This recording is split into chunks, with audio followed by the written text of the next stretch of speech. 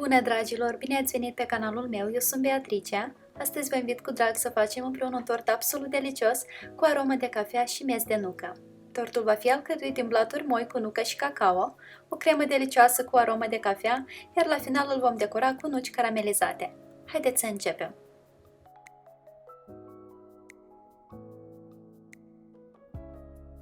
Pentru a pregăti blaturile, mai întâi vom amesteca împreună toate ingredientele uscate: făina cernută, praful de cacao cernut, praful de copt, sarea și miezul de nucă tăiat mărunt.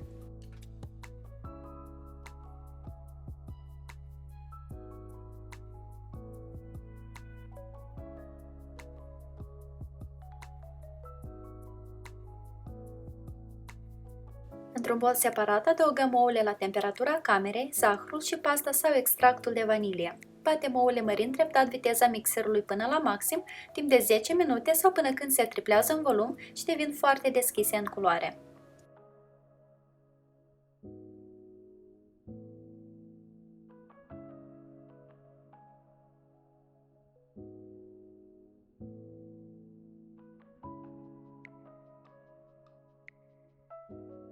La această etapă vom înfierbânta laptele împreună cu untul până când untul se topește, iar între timp adăugăm ingredientele uscate peste compoziția de ou, incorporându-le cu mișcări ușoare de jos în sus, în 3 etape.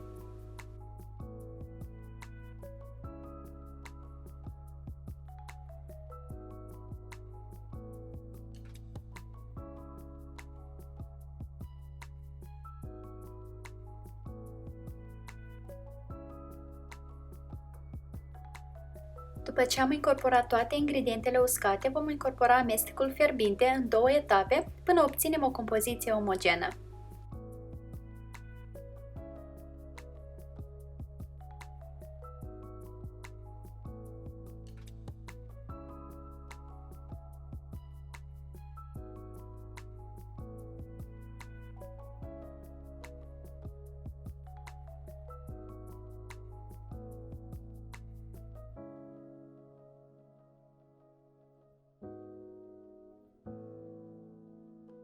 Împărțim blatul în două forme rotunde tapetate cu hârtie de copt cu diametrul de 18 cm și dăm blaturile la cuptorul preîncălzit la 180 de grade, timp de aproximativ jumătate de oră sau până când trec testul scobitorii.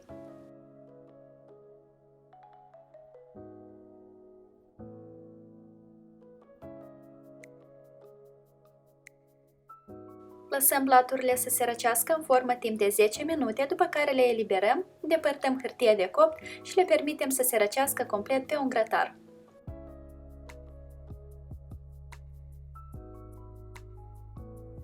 Pentru sirop, într-o cratiță adăugăm apa, zahărul și cafeaua solubilă și aducem siropul la fierbere.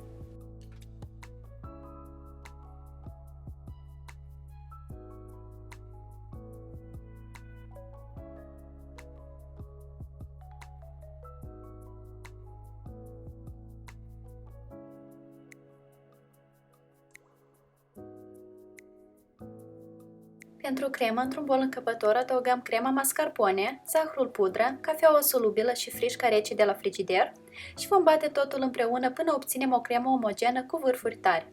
Aveți mare grijă să nu bateți crema prea mult, stați cu ochii pe ea pentru că se poate separa foarte rapid.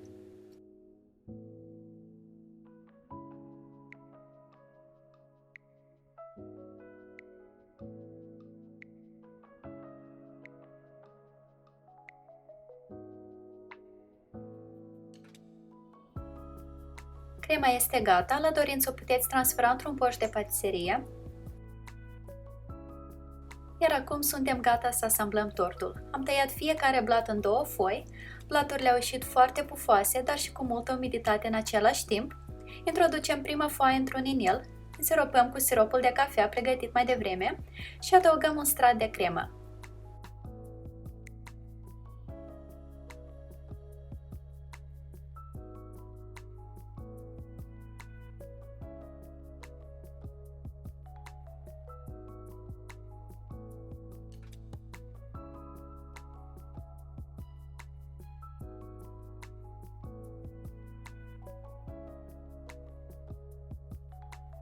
Repetăm exact la fel cu toate straturile rămase.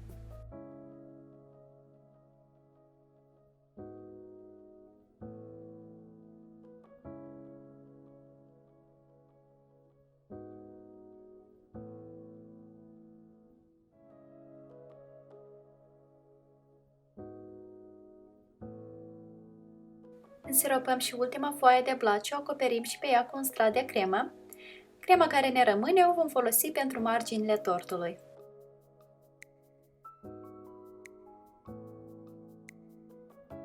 La această etapă dăm tortul și crema rămasă la frigider pentru cel puțin câteva ore sau cel mai bine peste noapte.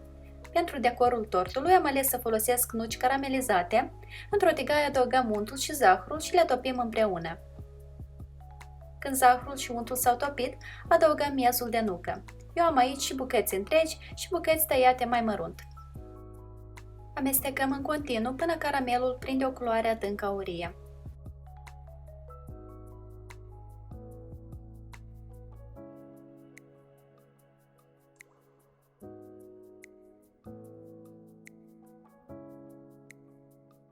Distribuim nucile pe o tavă tapetată cu hârtie de copt și le vom lăsa să se usuce. Când caramelul s-a prins, le puteți păstra într-un borcan închis hermetic.